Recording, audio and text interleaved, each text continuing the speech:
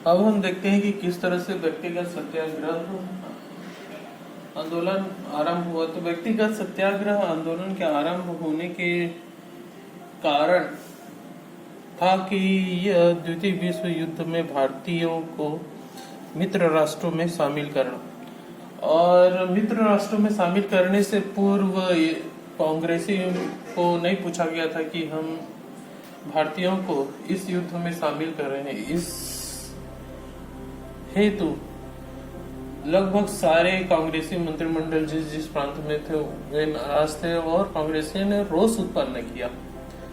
तो इसी के सापेक्ष अब गांधी जी को लगने लगा कि भाई जिस तरीके से द्वितीय विश्व युद्ध में जो अंग्रेज और मित्र राष्ट्रों की जो स्थिति थी कमजोर होने लगी, और दूसरा कारण तो ये हो गया कि भारतीयों को द्वितीय विश्व युद्ध में शामिल कर दिया गया। तो गांधी जी ने एक कमजोर पक्ष को अंग्रेजों को पकड़ते हुए गांधी जी ने व्यक्तिगत सत्याग्रह का सुझाव दिया, जिसको कांग्रेस कार्यकारिणी ने मान लिया। तो इसी के सापेक्ष में देखते हैं कि किस तरीके से व्यक्तिगत सत्याग्रह आंदोलन हुए और इसके क्या परिणाम हुए, किस तरीके से आगे चला, इसी के बारे में हम देखने की शुरुआत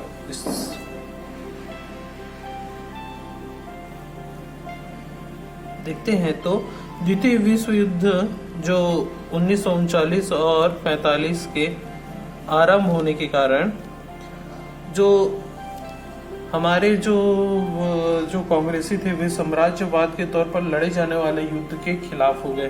तो जो साम्राज्यवाद के तौर पर लड़े जाने वाला जो यह द्वितीय विश्व युद्ध, इसमें सहयोग देने से जो कांग्रेसी थे उन्होंने इनकार कर दिया था। इसी सिलसिले में जो कांग्रेस की कार्यकारिणी 25 नवंबर 1939 को त्याग पत्र दिया। तो ये थोड़ा सा ध्यान रखें।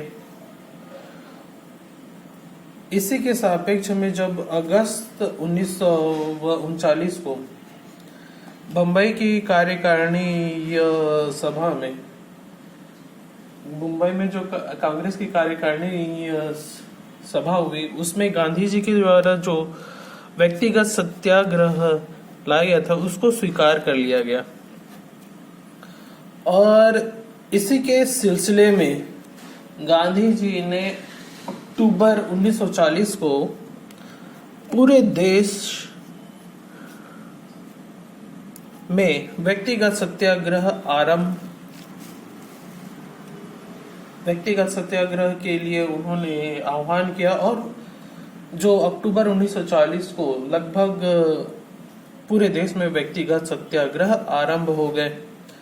तो प्रथम सत्याग्रही माने जाते हैं हमारे विनोबा भावे, और द्वितीय सत्याग्रही में माना जाता है हमारे जो पंडित जवाहरलाल नेहरू को माना जाता है। तथकथा में जो छत्तीसगढ़ के द्वारा भी इस व्यक्तिगत सत्याग्रह में शामिल होना निश्चित था। तो यह जो सत्याग्रह था व्यापक तरीके से चलाने की कोशिश था। तो इसी सिलसिले में लगभग पूरे देश भर में प्रारंभ में तो गांधी जी ने 500 स्वतंत्रता सेनानियों को अनुमति दी। उसके बाद जैसे जैसे देखा गया कि जिस तरीके से यह विस्तारात्मक हो रहा है, तो और सैनिकों और जो स्वतंत्रता सेनानियों को इसमें शामिल किया गया। जिस तरीके से इसमें गिरफ्तारियां होने लगी तो और स्वतंत्रता सेनानियों को शामिल किया गया। तो आगे हम देखते हैं कि किस तरीके से रायपुर में भी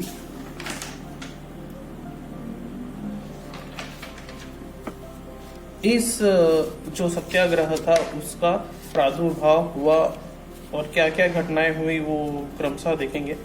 तो रायपुर में पंडित रविशंकर शुक्ल के द्वारा, पंडित रविशंकर शुक्ल तो पहले ही थे जो काउंसिल में थे, उन्होंने पहले भी व्यायाम शिक्षक और विभिन्न तरीके के जो 1927 से लेकर 1937 तक का पीरियड था, पंडित जो रविशंकर शुक्ल था, उन्होंने अपने कृत्य के द्वारा तो जो भी राष्ट्रीय भावना जागृत करने की कोशिश था वो उनका रहता ही था। तो इसी के सापेक्ष में छत्तीसगढ़ में एक वैचारात्मक नेता के तौर पर 27 नवंबर 1940 को शुक्ला ने रायपुर में सत्याग्रह आरंभ किया और इसी के कारण अंग्रेजों ने उन्हें 1 वर्ष की सजा दी। इस घटना से जो रायपुर वासी हुए उद्विग्न हो गए और हड़ताल करना आरंभ कर दिया और काफी लोग इसमें गिरफ्तार हुए। एक महत्वपूर्ण घटना ये होती है कि काफी सत्याग्रही दिल्ली की ओर कूच करने लगते हैं। तो इसी सिलसिले में जो 2 अप्रैल 1941 को सत्याग्रहियों का एक जत्था होता है वो दिल्ली के लिए रवाना होता है। तो प्रश्न में पूछा जाता है कि उनको कहाँ पास रोका गया था, तो और ये नहीं पूछा गया है कि किस इसमें उल्लेखनीय नाम है। तो इसमें उल्लेखनीय नाम तो देख लेते हैं। राजा राम साहू, रामेश्वर साहू का उल्लेखनीय है। ये जो का नेतृत्व करते हैं, ये जत्था दिल्ली की ओर कूच कर रहा था। तो इन जो सत्याग्रहियों को उत्तर प्रदेश के ललितपुर के पास गिरफ्तार कर उन्हें झांसी जेल भेज दिया गया और उस तरह से उनको ट्रांसफर करके बिलासपुर जेल लाया गया। ऐसी कोई घटना मिलती है। तो इसमें मुख्य बातें ये थी कि जो रायपुर का जो सत्याग्रह था पंडित शुक्ल के द्वारा किया गया था और जो ये जो जत्था था जो राजा राम साहू और रामेश्वर साहू का, तो उसे कहाँ रोका गया था। तो ये व्यापम में क्वेश्चन में पूछा जाता है कि ललितपुर के आसपास उनको गिरफ्तार किया। ये थोड़ा ध्यान रखने योग्य बातें हैं। उसी प्रकार से हमारे बिलासपुर में भी आंदोलन आरंभ हो गए। तो इसमें हम प्रमुख नेताओं के बारे में देखते हैं। राम गोपाल तिवारी, ज्वाला प्रसाद मिश्र, यदुनंदन प्रसाद श्रीवास्तव, ठाकुर छेदीलाल और मुकुंद छत्री, डॉक्टर आर.पी. राय आदि प्रमुख नेताओं ने बिलासपुर में भी आंदोलन और इस सत्याग्रह के लिए प्रयास किया।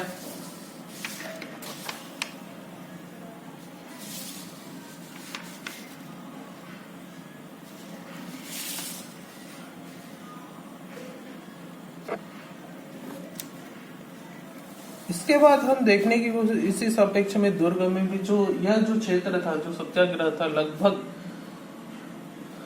एक शहरी वर्ग के क्षेत्र में स्टार्ट हो रहा था। तो दुर्ग क्षेत्र में भी देखते हैं कि किन किन व्यक्तियों ने भाग लिया। तो इसमें थे घनश्याम सिंह गुप्त, महन कुशवदास, वायवी तमस्कर, श्री मोहनलाल बाकलीवाल, श्री राम कुमार सिंगरौले, श्री रत्नाकर झा आदि महत्वपूर्ण नेताओं ने इस संघर्ष में भाग लिया। तो इस तरीके से जो आंदोलन हुआ तो इसमें सरकार को झुकना पड़ा व्यक्तिगत सत्याग्रह में, और क्योंकि जो अंग्रेजों की स्थिति थी कमजोर थी और एक तरीके से जो पूरी तरीके से सिनेरियो चला गया था कि पूर्ण स्वराज्य की जो कल्पना थी, इस तरीके से जो बातें कही गई थी उसके कारण ही इस आंदोलन को वापस लिया गया था कांग्रेसियों के द्वारा। किस तरीके से अब क्रिप्स मिशन यहाँ आता है। क्रिप्स मिशन बोलता है कि अगर युद्ध में शामिल होने के युद्ध में तो हमारे जो साथी थे भारतीय वो शामिल हो गए थे, लेकिन क्रिप्स का कहना था कि इसके बाद हम डोमिनियस स्टेट हम देंगे और अपना संविधान बनाने की संकल्पना के साथ जो क्रिप्स मिशन आया था। लेकिन भारतीय चाहते थे भैया पूर्ण स्वराज्य। तो जब क्रिप्स मिशन आया भारत तो इसका विरोध किया गया और एक तरीके से प्रयास किया किसी भी तरीके से क्रिप्स मिशन को असफल और असफल भी हुआ। तो आगे के परिदृश्य में हम देखेंगे किस तरीके से क्रिप्सन मिशन भारत आया और किस तरीके से उसकी जो बिंदुएं हैं ये देखेंगे। तो मेनली जो व्यक्तिगत सत्याग्रह था उसमें यह आश्वासन दिया गया कि युद्ध समाप्ति के बाद एक तरीके से जो हमारा शासन चलाने का जो पूर्ण स्वतंत्रता की प्राप्ति थी, इस तरीके से बातें चलो ठीक है मान लेते हैं, ऐसा टाइप का अंग्रेजों के द्वारा किया गया था। लेकिन जब क्रिप्स मिशन आया तो कुछ तरीके से बातें नहीं बनी। उसी के कारण से जब हमारे अंग्रेजों की जो मित्र राष्ट्रों की और अधिक कमजोर स्थिति, तो गांधी जी ने भारत छोड़ो आंदोलन करो या मरो का नारा दिया था। तो ये आगे के स्लाइड में देखेंगे। तो अभी तक के लिए ये एक छोटी स्लाइड थी व्यक्तिगत सत्याग्रह। तो इसमें हमारे ध्यान रखने वाले योग्य बातें हैं कि प्रथम सत्याग्रह थी विनोबा भावे और छत्तीसगढ़ में इसका नेतृत्व हमारे पंडित रविशंकर शुक्ल के द्वारा किया गया था। और जो सत्याग्रही थे हमारे साहू जी लोग, उनको उत्तर प्रदेश के ललितपुर के आसपास इनको गिरफ्तार किया गया। तो ये कुछ महत्वपूर्ण मुख्य बातें व्यक्तिगत सत्याग्रह के लिए। धन्यवाद।